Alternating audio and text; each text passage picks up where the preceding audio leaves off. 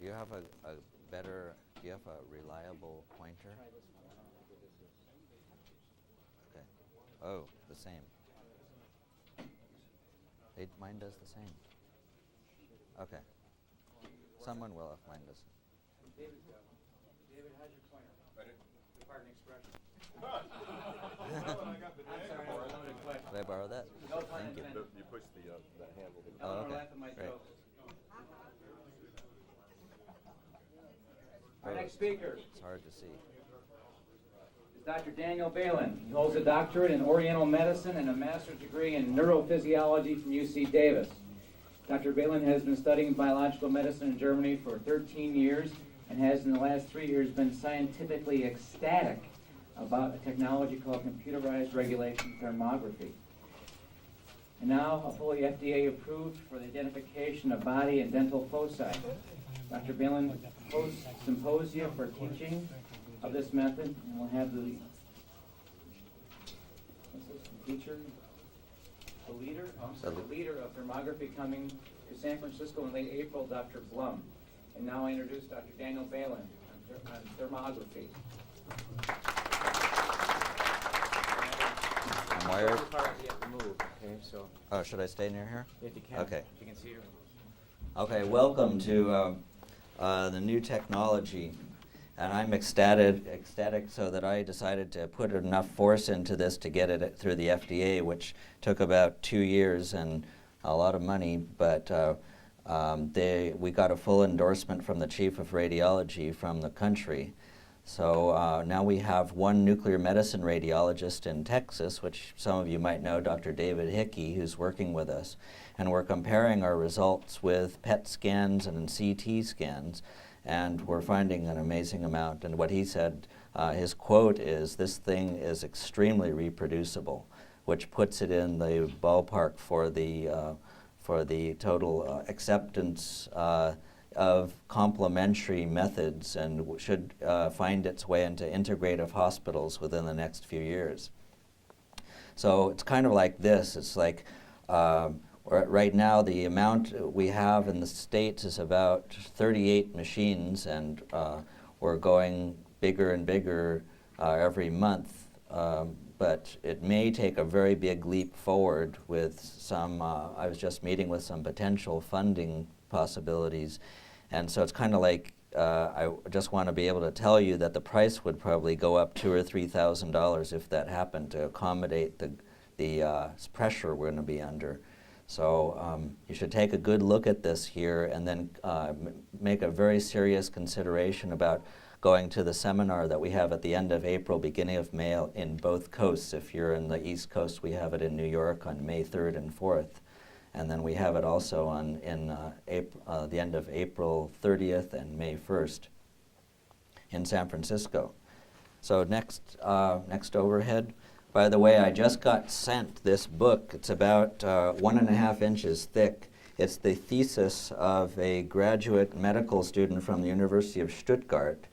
And it's called the Regulation Thermographic Investigation of Healthy Patients and Patients with Chronic Liver and Gallbladder Disease, with consideration of the thermic picture of the teeth. And this is one of the many scientific documentations that I'm tearing apart now, because in the United States we like to see scientific studies that prove these things, and this is the one for the liver and gallbladder and the relationship to the teeth. So this is the method. It's called CRT, or computerized regulation thermography. And this slide shows that it's had some history. It started off with actually Dr. Issels, and Frau Issels in the back here has a little bit of a historical story about that, when Dr. Issels was with Schwamm and they were sitting in their, it was in the Tegernsee, right? Which is a really nice resort area that's southeast of Munich a little bit. If you're ever around Munich, you're going between Munich and Salzburg, drive into the Tegernsee for a few days, because it's a beautiful lake area, and you just sit back, have some espressos, and watch your autonomic regulation go crazy. So we have Schwamm way back in '54, and then a few other guys did this other types of infrared thermography. Understand, when you look at infrared thermography, what Dr. Rost, who was working with Issels, they were best of friends, Dr. Rost's still alive, they found that when in their investigations of infrared, their infrared was taking a certain wavelength from the skin. So how do we know how well it corresponds to the biology of the body? Well, they did studies with actual contact thermography and compared that to infrared thermography and found the radiation coming from the body sometimes didn't correspond exactly to what was happening with the inner terrain and the biology of the connective tissue and the capillary beds. And what they found with this is that they had to switch to a contact method. This is called contact measuring, electronic contact measuring, which started in '75 with an analog device. That means a pen plotter that goes like this, and now has evolved to the pen plotter module turned into a computer interface, and now the brains have gone into the software, and they have 8 or 10 doctors that have put their history of all the thermographs into certain patterns and integrated that into the software. So not only do you have a scan of the body, but it integrates in all of the databases from all of these doctors that contributed to this and have been studying this for their lives. And as you may know or not, when the Germans do something, they do one thing for their whole life. And so they get very deeply into these things.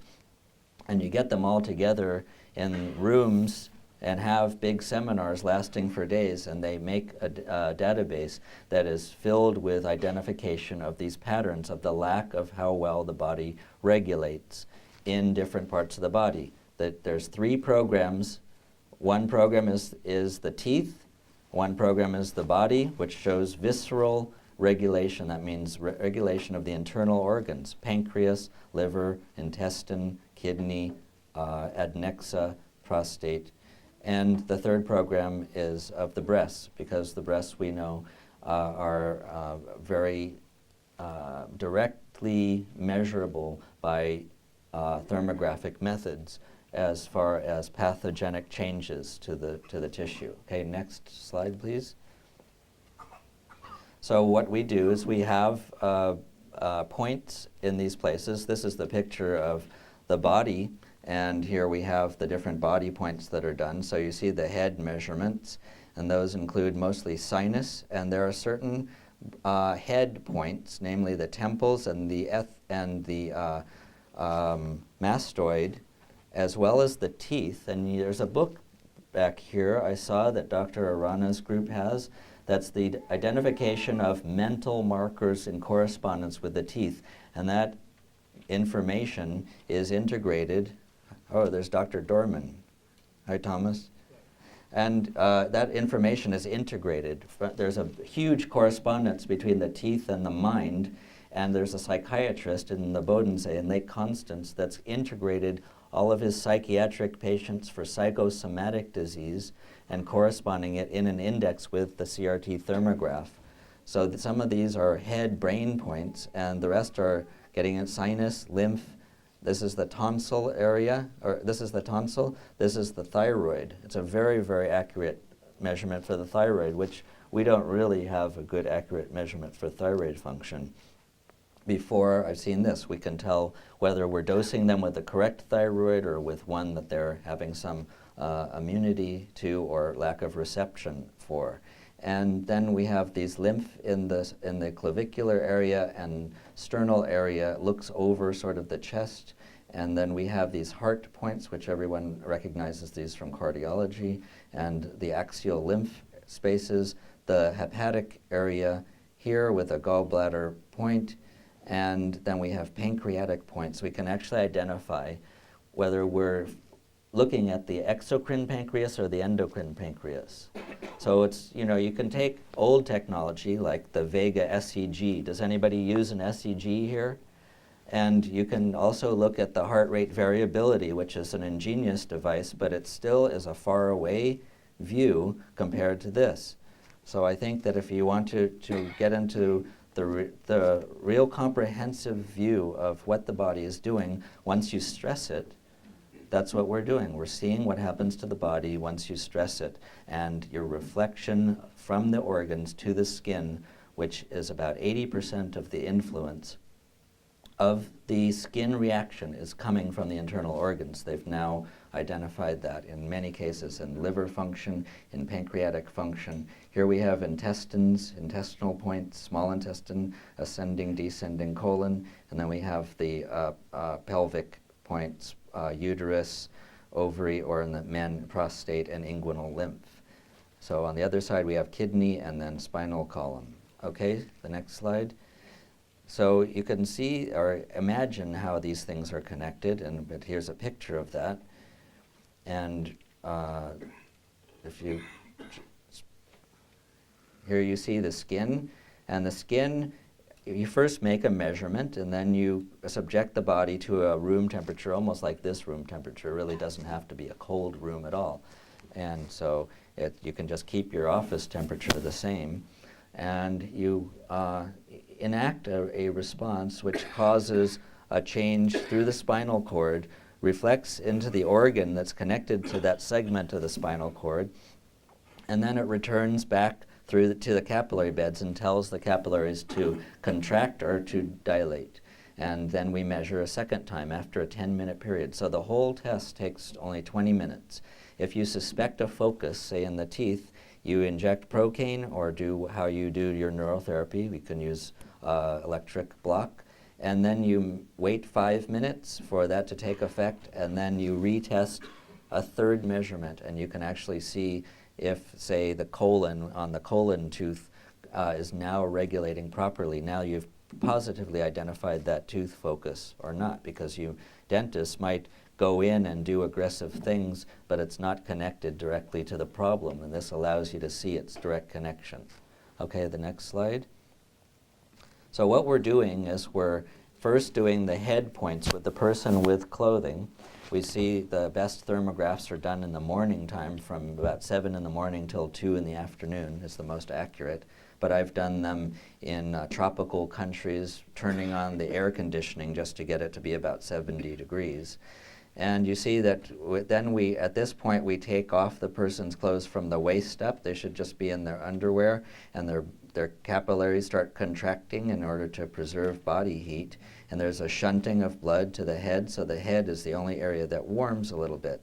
And we conclude the rest of the points in this first drop period, because they have to have their clothes off so we can measure. And then it goes down, and they found that after 10 minutes the body plateaus in a homeostasis. So there's a plateau region. Now you can take your time and measure the second measurement. And that's the new homeostatic level of the how well the body's adjusted to stress.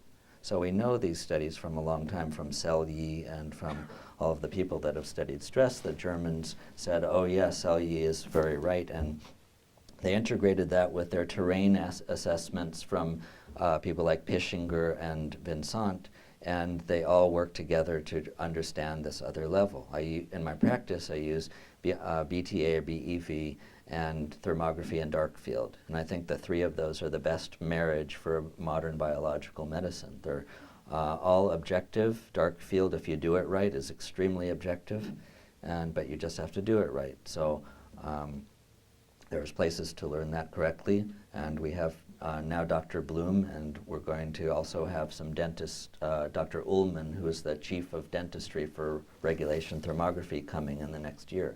Okay, next slide.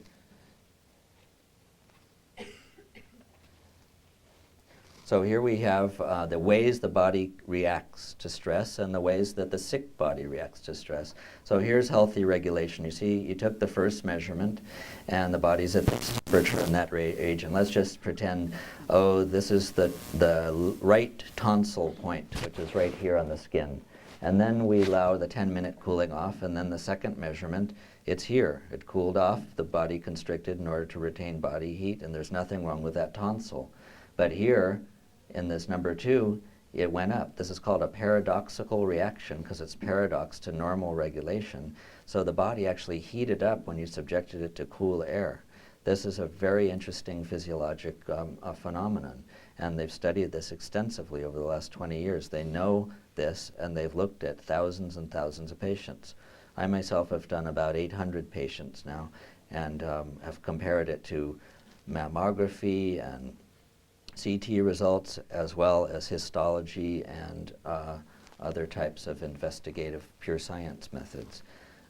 Here we have that it cools down too much. Do you see how this cools down 0.3 to 0.8 degrees? And this is Celsius. And this is cooled down maybe 1.5, and this is maybe 2. Anything above 1.0 is called hyperregulation, where you just touch the body and he overreacts. What kind of patients are those? Those are allergy patients, right, or environmental toxic patients. So I've been invited to speak with Dr. Ray's group in Texas in the next month, and this will be a very important thing, and this will probably come out in 80% of their environmentally sick patients, is this toxic reaction.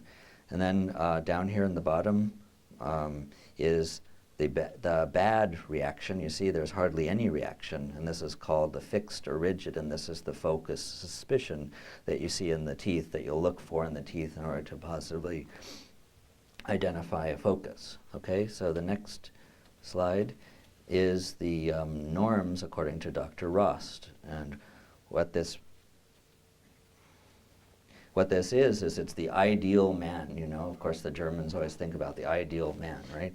So it doesn't exist. But so this isn't a real person, but this would be what we expect everything to be in the most healthy patient. And you'll notice this is the head. Do you see? Number 1, the head. This is the neck. This is the chest.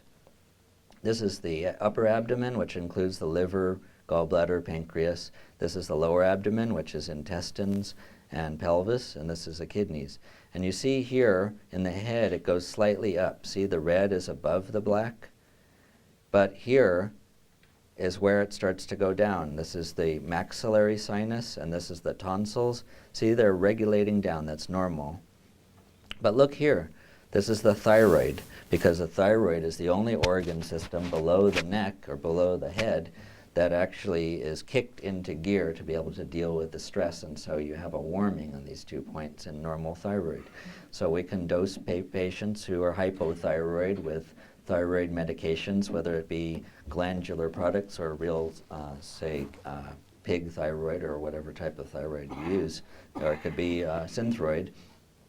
And you see that if it's really being received properly and the receptors are intact and they don't need any other synergistic factors like iodine or taurine or something, then you'll have a normal regulation of the thyroid. You can forget about that and move on to the problem of the body.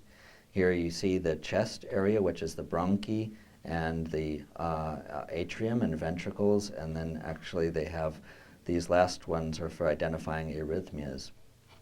And then we have the stomach point, which is very much connected to the breasts, as we know through Chinese medicine. And we have the liver, which should come down. You see how all of this comes down in this proper way. And here we have the teeth. The teeth go in this sinusoidal wave. You see this.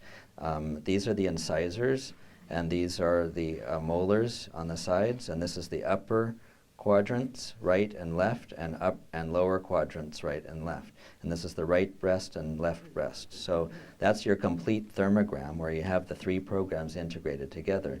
And then we have this way to discern where to look on this, because this is too complicated. Dr. Rao, how many people have listened to Dr. Rao speak? And Dr. Rao does this first on every single patient that comes into the Paracelsus clinic.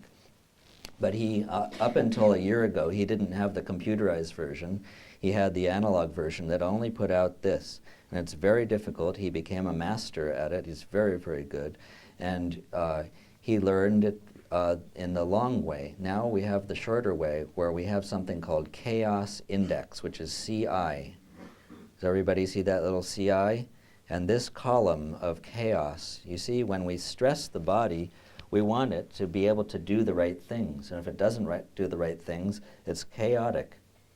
If, say, one guy slugs another guy, you want the organ systems to be able to come back into a regulation or come back into their own and heal any little wound and start the process of healing.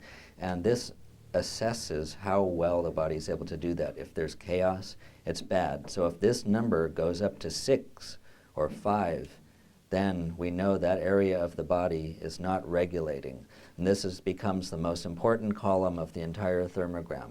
So we look at that in the teeth, in the breast, and in the body. Okay, next slide. So we look at the chaos index first, and then we look at a bird's eye view of how thermograms can look. Now look at this thermogram. This is not coming down as much. Remember the one we just looked at, the ideal thermogram? Everything was coming down very well. Like you had a black one and a red one, and the red one would come down. But some of these are not coming down very much at all. See, this one is the same. These are rigid, and these are hyper-regulating. But this is rigid, rigid, rigid. And that's called a hypo-regulating. This is a blocked thermogram. This shows that many enzyme pathways of the body are blocked. There's a deficiency syndrome, and it's kind of a pre-cancer state. It's not a cancer state. It's a shutting down of the regulation capacity. Here is the hyper-regulating thermogram, which is the toxic allergic thermogram, where you have to take people off of all their 2,500 supplements that they take every day from us orthomolecular guys, and you have to treat them very gently with drainage remedies like X-Mukel or the Muc-X Ausleitung, which is detoxification remedies from Sanum Plio. Or you could use, in this detoxification, you could use Marco Pharma, which is Nessman gentle detox remedies. Herbal remedies are very good for kidney and liver. Then you have the worst thermogram, which is called a chaotic thermogram. You see, this is all over the place. This is blocked here, hyper-regulating here. See how it went way down by almost 2 degrees, but here it hardly changed at all. And the whole thermogram looks like this. If you want to know, say, a tumor is removed from a patient, and then they come to you, say, a month later after they've healed from the surgery, and you look at the thermogram and it looks like this. This is a poor prognostic sign. So you integrate this and you try to work on them. So you correct the terrain, you correct the enzyme pathways, you correct the detoxification, and then do another control thermogram, which is about 2 weeks later, 3 weeks later, and then you get them into a better prognostic category. But this would reproduce a cancer, or would produce a cancer within a year or so. Okay, next slide.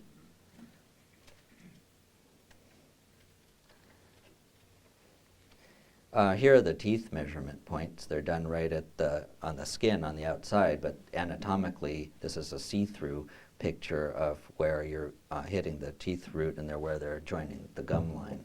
So that's basically where you're testing from. And it's very important that you mark this one that's right before the masseter muscle, so that you can come back into exactly the same point, because with the teeth you shouldn't be off by more than a millimeter or 2. And with the rest of the body, you can be off by a centimeter or so on most of the body points. Next slide.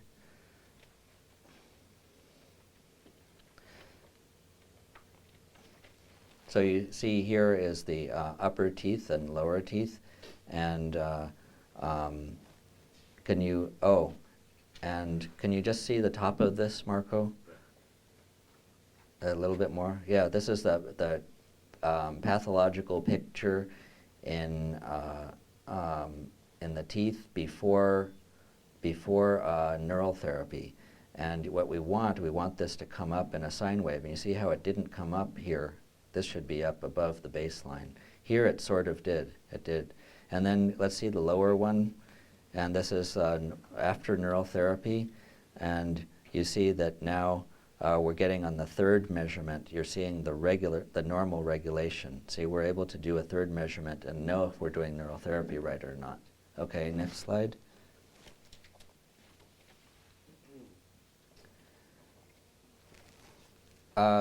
Yeah, this is just a part of our course of how to evaluate a thermogram and how you look for overall rigid. What are the thermal levels? Like, are they hyper-regulating? Are they hypo-regulating? You can go past these next slides into the next one, where it doesn't look like that anymore. Yeah, that one. So in order to see, we started with Dr. Ross' ideal man, and since there's no such thing, a doctor from a high school decided, high school area, and I think it was in Stuttgart, and they decided to take the 437 athletic students. And so they took these students and they did thermograms on them, and here's the average of the thermograms. And you see what the real ideal athletic, well-kept person should look like. And so, can we see this a little bit more clearly?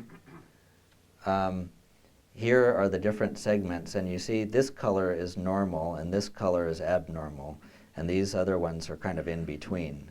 So we see this is an abnormal color. It means rigidity in the head and the neck. And they found out that this was because these kids were going home and eating pizzas and drinking milk every day. And so they all had some kind of sinusitis or tonsillar inflammation. You can see that here. Let's see how it's going up just a little bit in the tonsil points. But they got an established norm, and that's integrated now into the software. So it does comparisons. And then if you want to put this up a little bit higher, we can see this is the new index, and I'm working with Dr. Bloom, who is the expert, and she wrote the textbook now, on a new index of detoxification ability of kidney, liver, intestine, and lymph function. This is what we call a vitality index, or it tells us sort of like biological age. This should be 3.0. And the enteropathic index, which is the degree to which the gut is having on the pathology. We all know the teeth have a very big influence, and we all know the gut and the lymph system. So this is the gut impact, and that's not very bad. It's a 1 to 6 scale, 6 being the worst. And here we have the lymph system is very bad, see, 4.5, and that's just what we were seeing here. So this is a quick way to assess what's going on here, so it makes it a lot simpler. When you get to be sort of okay at this, like when you pass our course that we do, which is the major piece of all this, it takes 1 weekend only, and then you're off and running. And then you're taking 5 minutes to evaluate a thermogram. You have an assistant that does the measurement, and so you basically do about 2 to 5 per day. And I'm doing about 10 per week. Yeah. Okay, next slide.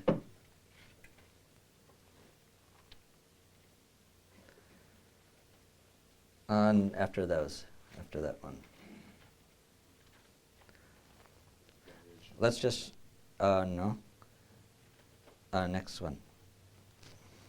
Oh, this is just an example of what I send you back. What we've organized is that you send me your thermographs, and then you say, okay, well, let me keep on learning, because we all have to keep on learning as we go. We can't just sit in 1 weekend and learn everything. So I help you, and I point to different factors and say what's good, and then I give you a summary and a prioritization of the types of therapy with some treatment suggestions.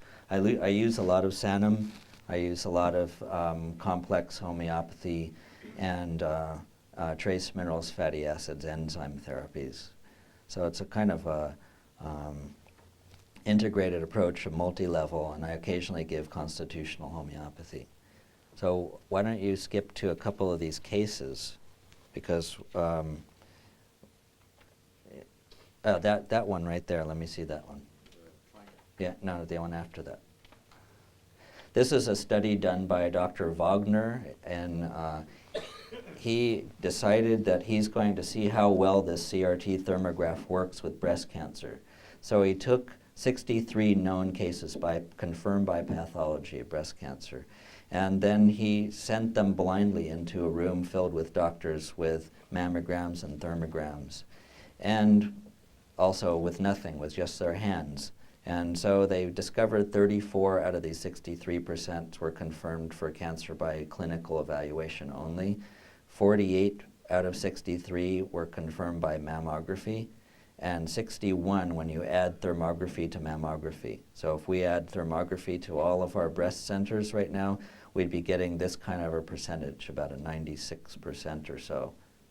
And there's nothing like that right now.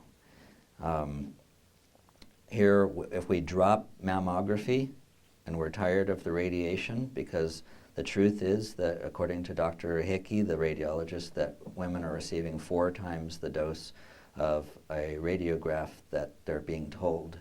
And they've discovered that some of the beta particles are actually reflecting back on certain types of tissue in the breast that are double dosing the tissue. Okay, so this was an interesting study. Here's some other identifiers to pathology in the breast that we teach in our course. Okay, next one. Dan, what was the percentage here without mammography and correlation? It was, 58 out of 63?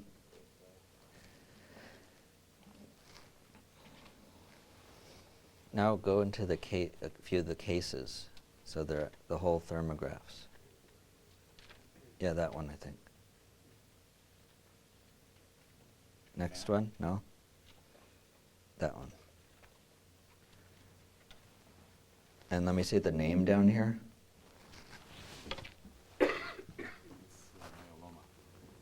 Oh, okay.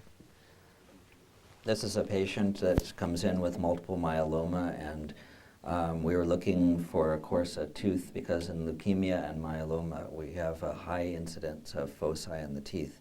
However, for some reason I didn't print out the teeth here to identify that, but we found a bad tooth, and we treated her with high enzymes and some antiviral materials, which antiviral herbs and antiviral substances, because there's a high suspicion of multiple myeloma being more of a viral cancer than other types of whatever you want to say cancer is, whether it's a parasite or whether it's just a change in the DNA and our RNA.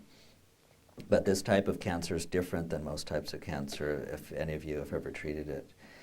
And she was being watched by oncologists. I work with oncologists, and at this point she wasn't bad enough to be on steroids, and she wasn't really interested at this point, but she was being watched, and it was okay that she does a few other complementary things, because she was almost asymptomatic. She had some muscle tension in her upper neck, and she had some pain in her back, but that was about all.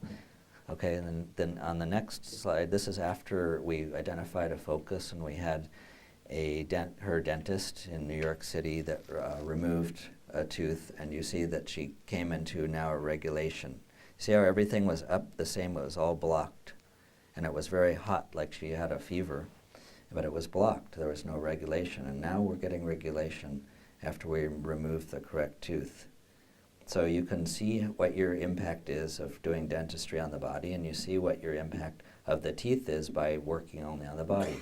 So that's what I do. I work on the body. I give, say, liver herbs or homeopathy or sanum, and then I see what that does. If the teeth are rigid, and it's very hard, of course, to treat the teeth through the body, but occasionally there is a response, then I refer to, Dr. Nye or one of you guys. So there's also an interesting thing here that you see this color. This is this pinkish color, and it's in every quadrant. It's in every segment of the body, and also in the teeth. And when you see that, that's heavy metal. That's the identifier. Here it's not, but here in every area has. This didn't.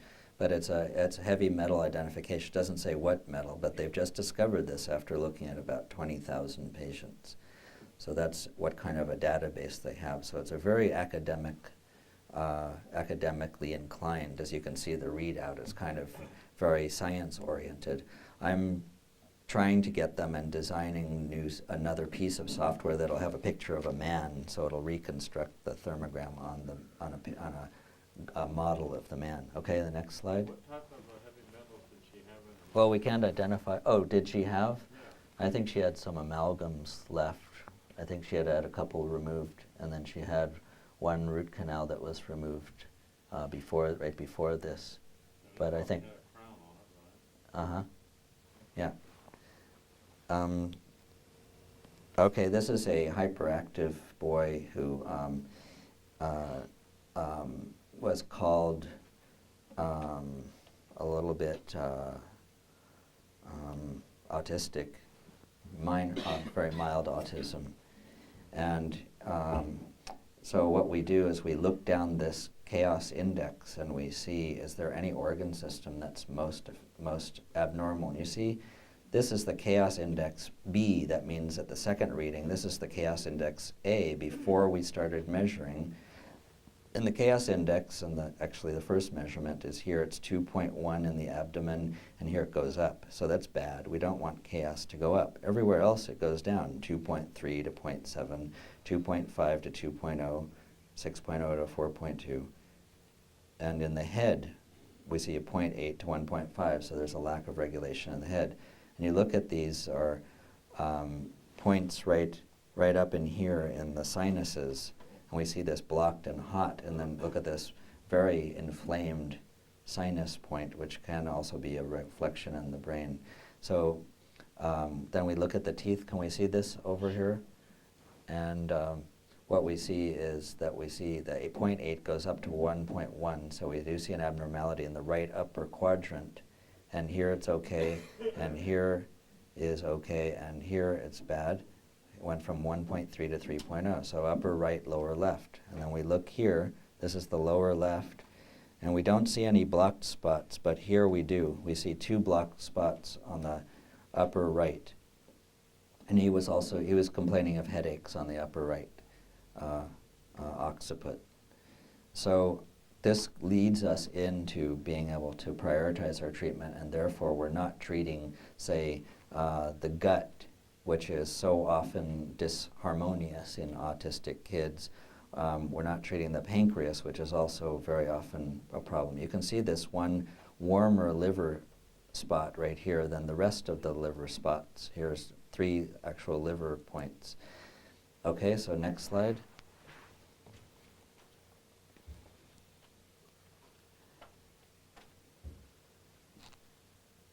This is a breast cancer patient who she had had a mastectomy here. You can see the other breast is not there. And so you see this big discrepancy in the temperatures. This is the normal one. This one, of course, is because the skin is much closer to the body. But it has established a normal regulation. And these are the teeth. And right here is, so let's look at the upper area right up here first. And here we see on the upper right quadrant, it goes way up. Is that 2.7 right there? And so it went from 0.3 to 2.7 with a high degree of block or rigidity here. That's a highly suspicious area. So then look down here. And here we see some blocked areas here. So we had, I don't know, is David Nye here?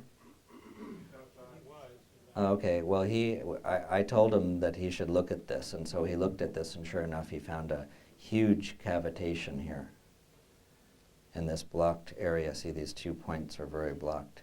He tapped it and found a huge cavitation, and even he couldn't see anything on the x-ray. And this patient is absolutely healthy now. She was also to Dr. Rao, and he agreed there was something here. So we see very nicely on the next thermogram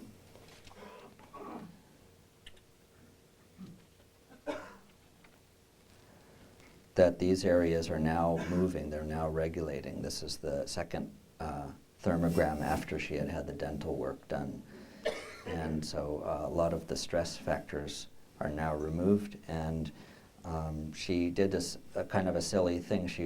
She was very, very healthy, and her oncologists even agreed, but they thought, well, we should just do a little bit of chemo anyway, just to make sure. And she even though her energy was great, this picture was great, all of her x-rays and all scans were great, but she wanted to do it now. So we're just building her back up now from the chemo. So that's all we're doing with now. And hopefully she's still strong enough and doesn't develop a new focus after the chemo. Okay, next patient.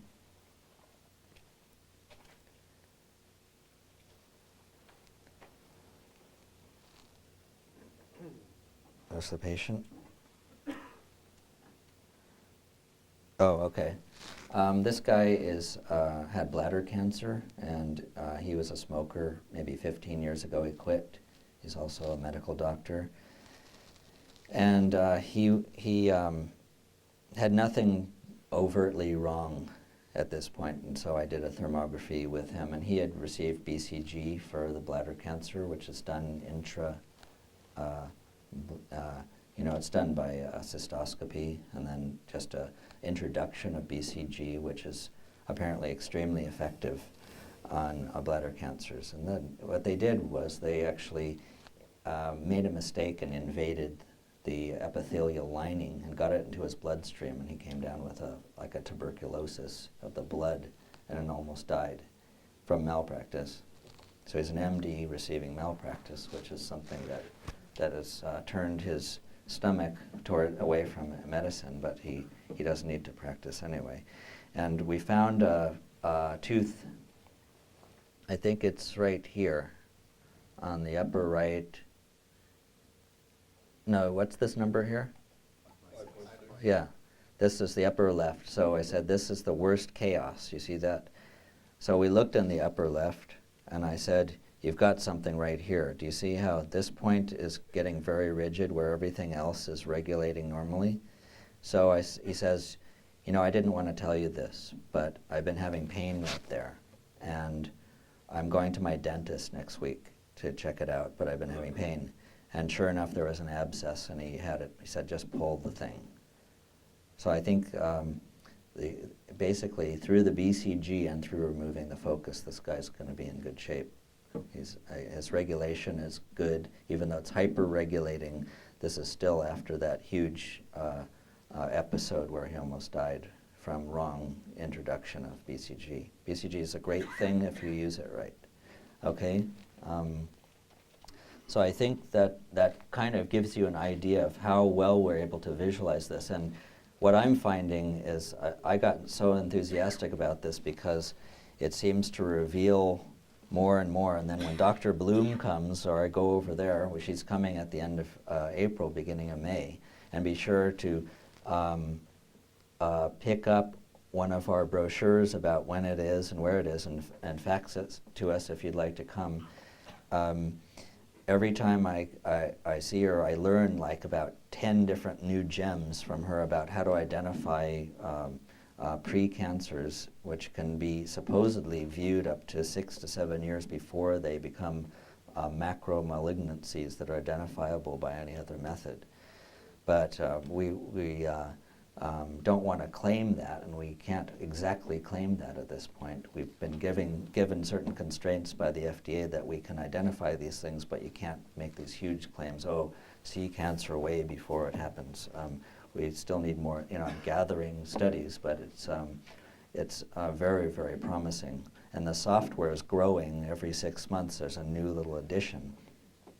So we're all working hard to make this bigger, and I'm trying to form now a company that's going to be doing R&D in the back room, and we'll be developing it like in faster stages. So I thank you all for coming. Please come to our booth and sign your name so that we can inform you about our different therapies and different programs. Dr. Harada? Have you been able to check your thermography with a person that is sleeping or in a geopathic stress zone area and they're moving from this area? Yeah. Can you document those changes in the system? The person that turned me on to this was my old friend who was the right-hand man of Helmut Schimmel. His name is Dr. Reimar Bonnes in Stuttgart. He and his wife, she's a gynecologist but does Chinese medicine, have been using thermography, and they said, you've got to use this, Dan. They said this 3 years ago. She has become one of Germany's expert lecturers on geopathy and thermography because they've identified the pattern, they believe, of geopathy. And what it is it's that there are a lot of hot, the baseline is low where most of the thermogram appears warm. And there's also markers in the teeth that reflect geopathy very, very accurately. So, and I have had patients where I've they've gone on vacation for 2 weeks and they just come back to my office and their thermograms look very, very good. And 3 weeks later, they're not anymore. So the material is there, and if you'd like, I could get you some of these formulas for it. But they are thinking in those terms, and they are gathering the data on that already for a couple of years now. Yeah? How about using this thermography for evaluating the effect of the bite? The effect of the bite. Well, what you do is you say you have an appliance and you want to see whether it's okay for your regulation system. And this is in Dr. Bloom's book. What you do is you do the thermogram and then take off the appliance, wait 10 minutes and do a third test measurement. And you'll see the change. We did this just now in Florida with 2 doctors I was training. And we found that it actually helped half of the readings and hurt half of the readings. And we could pinpoint which ones it was helping and hurting, so we'd know how the appliance should be modified. So it was very interesting. I haven't done much of that. Yeah? Second question, you didn't show us the teeth of the healthy athletes. Oh. I would like to see the I don't know whether he did that. I have to ask them. I've never seen that. I watched the slalom on the Olympics, and I see that, young Swede, and I see osteoporosis of the jaw, basically. These people are so acidified, these young people who are putting out that kind of effort, but they're catabolizing their bone, and you can see it in the recession of their gums. And I'm just kind of curious. I might like to see it go back. I'm not sure that he did that in the These study ideal because I've never seen it in any of their papers that talk about that study. Or The BTA does the same thing. It takes these, young people and says these people are Yeah, healthy. yeah. And I'm just curious what your take is on that. I don't know. I'm not a tooth person. I send those to the teeth people, but I don't know about athletes and how their bones are. I would assume a lot of chemistry is different about real Olympic athletes because they, just take women who run. You can see how sensitive the body is to severe exercise. So I think it causes a lot of different changes that are almost pathological in themselves if they're done to the extreme like Olympic people. You had a question over here? No? Okay, well, we're going to lunch, aren't we, Chris? Yes, sir. Another nice job. Thank you. Thank you for having. Yeah. Very good. Very good stuff. We have 2 more lectures this afternoon and one tonight at 8 o'clock in here. There'll be some more thermography discussed, and in fact, I'm talking about some tomorrow also for my lecture, so we'll do a little bit of thermography this weekend. Great tool, great way to diagnose the autonomics. So we'll take a break for lunch. Be back at 2 o'clock for Dr. Kunau. Lunch is on your own today.